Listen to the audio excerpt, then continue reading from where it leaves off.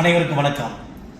இருளிலே தடுமாறுகின்ற இன்றைய மாணவர்களும் படித்த இளைஞர்களும் ஒளிமயமான எதிர்காலத்தை உருவாக்குவதற்கு ஒரே நம்பிக்கையாக விளங்கிக் கொண்டிருக்கும் மாண்புமிகு தமிழ்நாடு முதலமைச்சர் ஆருயிர் தலைவர் திரு முத்துவேல் கருணாநிதி ஸ்டாலின் அவர்கள் மாணவ செல்வங்களுக்கு எண்ணற்ற திட்டங்களை செயல்படுத்தி வருகிறார்.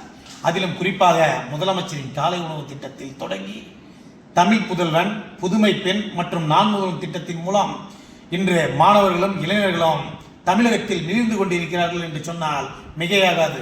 அதனுடைய தொடர்ச்சியாக முதலமைச்சர் கோப்பை சிஎம் டிராஃபியில் வெற்றி பெறும் மாணவ செல்வங்களுக்கு 3% இடஒதுக்கீட்டில் அரசு வேலைவாய்ப்பு வழங்கப்படும் என்ற மகத்தான அறிவிப்பை வெளியிட்ட மாண்புமிகு தமிழ்நாடு துணை முதலமைச்சர் ஆருயிர் அண்ணன் உதயநிதி ஸ்டாலின் அவர்களுக்கு சேலம் கிழக்கு மாவட்ட திமுக மாணவரணி சார்பில் நெஞ்சார்ந்த நன்றியையும் பாராட்டுகளையும் தெரிவித்துக் கொண்டு என்றும் கழகப் பணியில் முனைவர் சீனிவாசன் அப்பாதுரை, சேலம் கிழக்கு மாவட்ட திமுக மாணவரணி அமைப்பாளர், திருச்செங்கோடு சட்டமன்ற தொகுதி பார்வையாளர்.